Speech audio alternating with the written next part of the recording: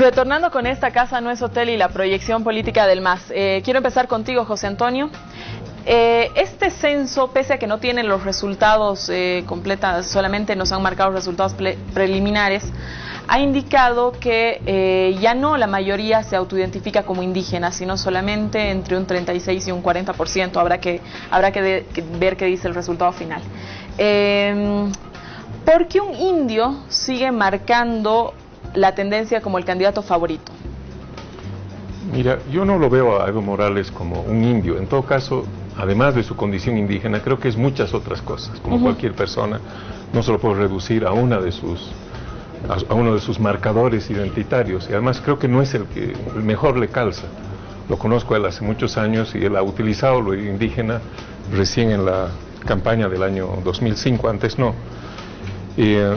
Yo creo que lo que está en juego aquí no es si se va a elegir a un indígena o no. Es decir, creo que llevar el análisis a ese plano es distorsionar las cosas, ¿no?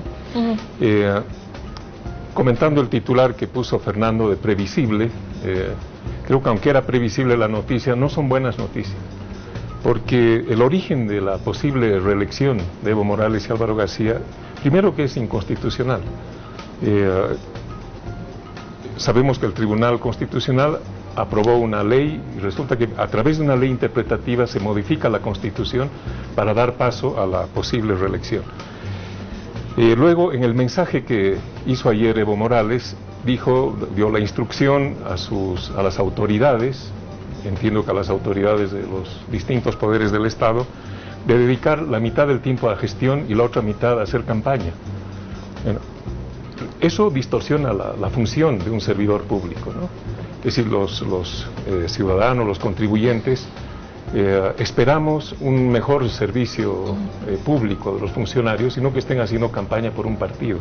Y creo que el origen de eso es la concepción que fusiona Estado, caudillo, partido, administración pública y organizaciones sociales, todo en uno solo, como ocurre en los estados orgánicos, ¿no? Al respecto, Gabriela.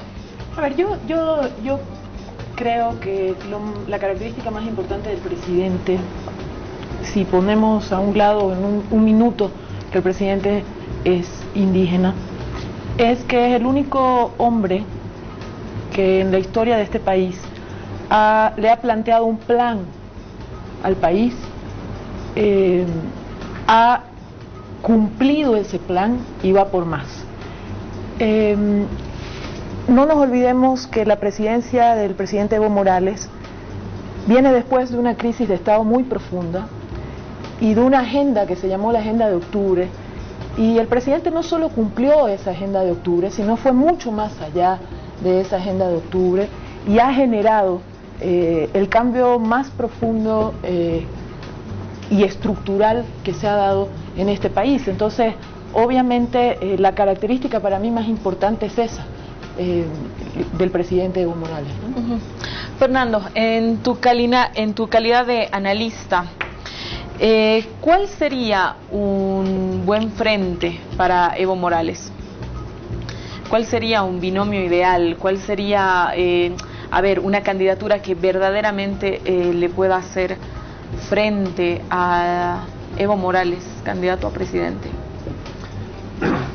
En el campo de la oposición, en las últimas semanas han ocurrido varias acciones interesantes que están mostrando algunas tendencias hacia la configuración de un sistema de partidos, que es lo que no hemos tenido en los últimos 10 años. En esta década que ha transcurrido ha habido varios intentos de formación de un sistema de partidos, y no ha sido posible porque la oposición ha sido muy volátil, estaba en su propia transición, y en los últimos días se ha ido clarificando ese panorama y es posible que empiece a plantearse un escenario interesante ahora que ha empezado la campaña, porque el debate creo que está en otro marco, ¿no? Ya no es un debate sobre cómo resolvemos la crisis estatal, ya no es un debate si es válido o no el Estado plurinacional. El debate ahora es sobre la edificación del Estado plurinacional, sobre la calidad de las políticas públicas, sobre el impacto de las políticas sociales, ¿no? Sobre los rasgos de la gestión pública, Y en ese sentido creo que puede ser esta campaña electoral interesante, mucho más enriquecedora, pero sobre todo porque la oposición ya no está en posturas simplemente de rechazo total del proyecto político del MAS, sino ya de entrar a una disputa, ¿no? Pero viendo ya los aspectos específicos de lo que vivimos desde el 2009-2010, que es esto, que es la construcción del nuevo modelo estatal. Manuel, para comentar sobre los temas. Bueno, son varias cosas, ¿no? Fundamentalmente coincido con lo que dice Fernando, analizando la parte de cómo se está comportando la oposición.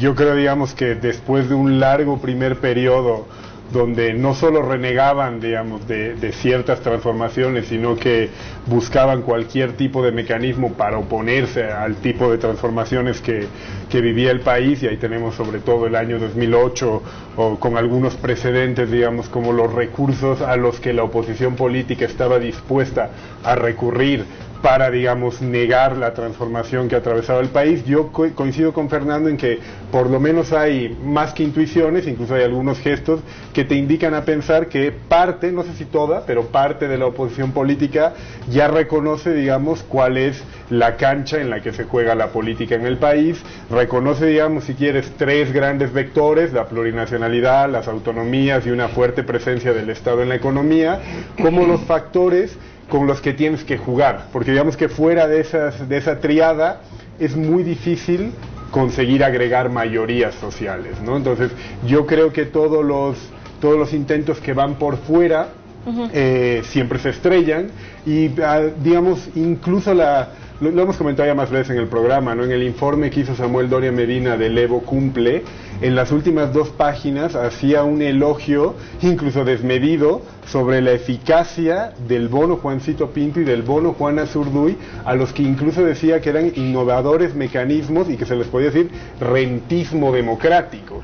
Es muy fácil ver que Samuel 2 o 3 años antes abominaba, digamos, de esos mismos mecanismos. Igual puedes ver, digamos, que estos actores empiezan ya no solo a incorporar ciertos aspectos marginales, sino medio centrales. Se reivindican como que entienden la plurinacionalidad y que es la Constitución la que debe cumplirse mejor, no es ya contra la Constitución. Gracias, Manuel. Sin embargo, Susana, no encuentro en la oposición absolutamente ningún hecho concreto, real, de que eso sea como están diciendo Manuel y Fernando.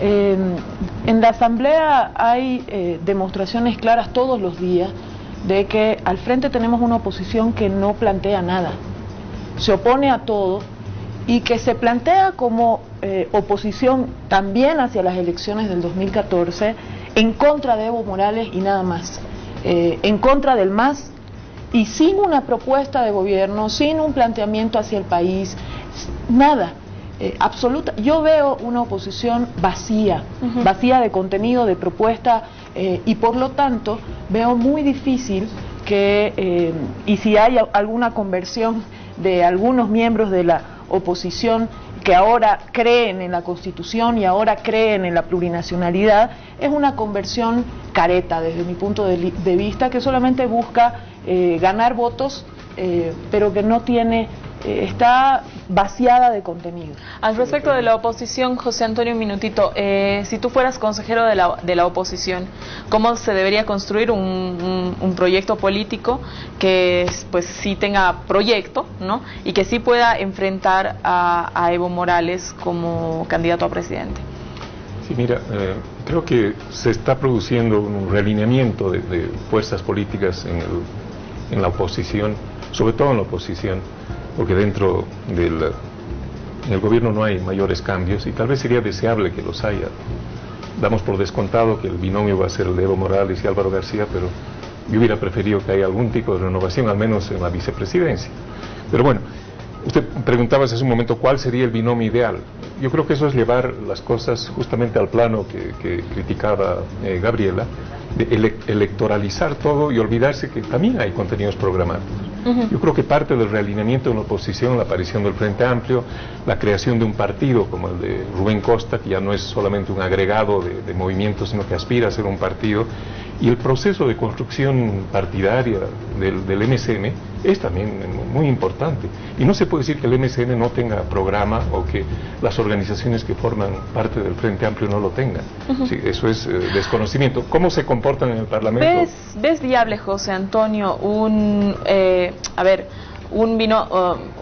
binomio que pueda superar a Evo Morales cuando Rubén Costas y Juan del Granado, ambos en determinadas oportunidades, declaran que ellos no se van a aliar porque la concepción ideológica es diferente? Sí, mira, una parte de las posibilidades de la oposición pasa por la unidad, pero no todas. Yo creo que también hay ciertas diferenciaciones políticas e ideológicas que son saludables, son importantes, y creo que efectivamente la oposición puede presentarle a este país opciones de más largo plazo, más creíbles, más consistentes, de eso no tengo la menor duda. Fernando. Quiero recordar, y perdón para terminar, la gente no votó el año 2005 precisamente por un programa. O sea, la agenda de octubre era un agregado de sentimientos y de demandas, particularmente del Alto, no era una agenda nacional. La gente en nuestro país no vota por lo que conocemos normalmente por un programa, ¿no?, sino por unas aspiraciones muy generales de transformación y tal. Y el MAS encaró a la perfección esa demanda social. ¿Ya no las encara? Creo que no, tuvo una oportunidad, creo que hemos visto de lo que el MAS es capaz y de lo que ya no es capaz. Creo que ha llegado a su techo en términos programáticos. Fernando, las debilidades del MAS. Yo plantearía en otros términos la conversación.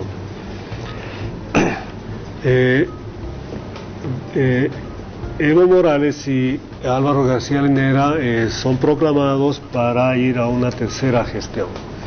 ¿Eso qué nos está diciendo? Nos está diciendo de un partido y un proyecto que tiene capacidad de continuidad, ¿no? En el tiempo, en un país donde lo efímero era lo normal, ¿no?, donde las lealtades políticas eran circunstanciales. Y estamos, por lo tanto, en el despliegue de un proyecto que se traduce en una nueva constitución, en la configuración de un nuevo modelo de Estado, ¿no?, y por lo tanto de una capacidad hegemónica que está desplegándose. Justamente al desplegar esa capacidad hegemónica, el MAS, ¿no?, tuvo como respuestas el 2005, el 2009, posiciones opositoras simplemente o reactivas o de rechazo absoluto, ¿no? Pero ahora lo que vemos es más bien estas modificaciones en el campo de la oposición que dan pauta más bien de esta capacidad hegemónica del MAS o del proyecto político del MAS. Me explico. Cuando para empezar se crea el Movimiento Democrático Social, que es el realineamiento de las fuerzas regionales, pero que ya no esgrimen el discurso de la autonomía departamental para oponerse al Estado plurinacional, más bien plantean un nuevo pacto fiscal. El propio Rubén Costas ha sido ácidamente criticado en Santa Cruz por los sectores radicales por ser muy débil frente al gobierno. Y Costas sabe que su viabilidad tiene que ver con acercarse al centro más bien. Algo similar ocurre con Unidad Nacional, que tiene esta apertura y ser parte del Frente Amplio, y el Frente Amplio también estaba planteando en otra lógica.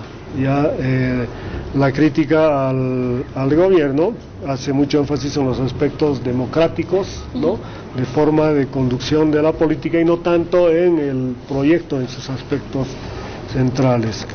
Y el cambio de Movimiento Sin Miedo es mucho más evidente. El Movimiento Sin Miedo no cuestiona el proceso de cambio, cuestiona el tipo de conducción, ¿no? ¿Qué quiere decir esto? Que las fuerzas de oposición se han acercado al centro en cierta medida, un centro que está ocupado por el MAS en los últimos 10 años de manera dominante, ¿no? Es lo que ha ocurrido, y con esto termino, por la analogía, porque tus preguntas un poco van en el sentido de si va a haber o no frente único, por ejemplo. Y esto vale la pena pensar un poquito, hacer referencia mínima al caso venezolano. ¿Cuál fue el gran desacierto de la oposición venezolana frente a Chávez? No participar en unas elecciones porque rechazaban el proyecto bolivariano, la revolución bolivariana y la constitución bolivariana. Tardaron 6 años en darse cuenta de ese error y con Capriles enfrentándose a Chávez, el discurso que esgrimió la oposición venezolana fue respeto a la constitución bolivariana. Defensa de la constitución bolivariana, que Chávez no vulnere la constitución bolivariana. Y eso es lo que le permitió a la oposición venezolana entrar a disputar algo del votante medio. Y eso permitió la unificación, ¿no? Aquí obviamente eso lo que me interesa resaltar es que ha ocurrido un proceso similar, ¿no?, de aceptación del nuevo orden de cosas y de intentar empezar a germinar ideas que vayan en el sentido de disputarle al MAS esa capacidad hegemónica. Gracias, Fernando. José Antonio hacía referencia a la repitencia de Álvaro García. Una cosa que pues es evidente es el por qué Evo sí repite. Yo quisiera que tú nos cuentes un poco qué criterios han estado en torno a que Álvaro repita la candidatura a vicepresidente. Bueno, para mí es muy evidente que Álvaro es el mejor segundo del presidente Evo Morales, el mejor de nosotros como segundo del presidente Evo Morales. Yo creo que por primera vez en la historia el vicepresidente tiene una labor tan amplia de acompañamiento de un presidente. Antes los vicepresidentes estaban puestos de adorno prácticamente. No es el caso del vicepresidente Álvaro García. El vicepresidente además fusiona a la gran habilidad política y la gran capacidad política de lectura de la realidad del presidente Evo Morales, la capacidad de generar teoría en torno a eso. Y entonces esa fusión es una fusión, yo creo que no es posible igualarla. Además el vicepresidente hace un acompañamiento y es un ordenador al interior del órgano ejecutivo importante, ayuda a ejecutar aquello que el presidente genera como plan estratégico, y ahí yo tengo una gran diferencia con algunas cosas que se han dicho hace un rato. Se dice que la oposición está planteando, y que sí hay contenido en lo que plantea. ¿Cuál contenido? A ver, pacto fiscal está en la ley marco de autonomía. ¿Cuál es la novedad del planteamiento del pacto fiscal? ¿Cuál es el modelo económico diferente que nos está planteando la oposición? O vamos a volver para atrás en la nacionalización, vamos a volver para atrás en la manera de redistribuir los recursos. Yo no creo, francamente, que una persona como Doria Medina, que cuando estuvo en función de gobierno prometió capitalizar o privatizar una empresa por semana, sea capaz de administrar un Estado en el que el modelo ha dejado de ser absolutamente ese. Entonces, es difícil que esta oposición pueda generar realmente propuestas al margen de lo que ya se ha propuesto desde las organizaciones, desde el MAS, desde el presidente Evo Morales. Por lo tanto, yo no encuentro, y perdónenme, pero el MCM dice, está todo muy bien, pero no me gusta el conductor. O sea, la nave fue por buen camino, hicimos una nueva constitución, nacionalizamos los recursos, recuperamos soberanía, hicimos todo eso a la cabeza del presidente Evo Morales, pero resulta que todo eso está bien, pero ya no me gusta el presidente Evo Morales. Yo tengo que ser, nos dice Juan del Granado. Juan del Granado, ¿qué le aportó al modelo y a la construcción de este Estado plurinacional? Absolutamente nada. ¿Con qué posibilidades Rubén Costas ahora se va a teñir de plurinacional si el 2000, y tampoco la gente se olvida tan fácilmente de las cosas, el 2003, cuando él estaba en el Comité Cívico, cuando se cayó el Estado, hubo una crisis tan fuerte de Estado estructural, Rubén Costas le estaba planteando a este país, al resto del país, le estaba diciendo, bueno, si no nos hacen caso a nosotros en Santa Cruz, nos vamos a independizar. Están los documentos. Y luego fue parte de un golpe de Estado cívico-prefectural. ¿Cómo le va a convencer al resto del país de que él de repente hizo una conversión maravillosa, lo tocaron con una varita mágica y ya no es más divisionista del país, ya no le interesa, ahora le interesa la unidad del país. Es muy difícil creerle. Gracias, Gabriela. Me queda un minuto, Manuel, antes de irnos al corte. Si me permite, digamos, es que cuando yo coincidía con Fernando, no quería valorar ni como verdadera ni como falsa los contenidos que plantea la oposición, sino que simplemente yo lo que pienso es que el reconocimiento simbólico de ciertas cosas primero te muestra, como decía Fernando, el vigor del proyecto hegemónico, porque son los otros los que tienen que aceptar esos términos.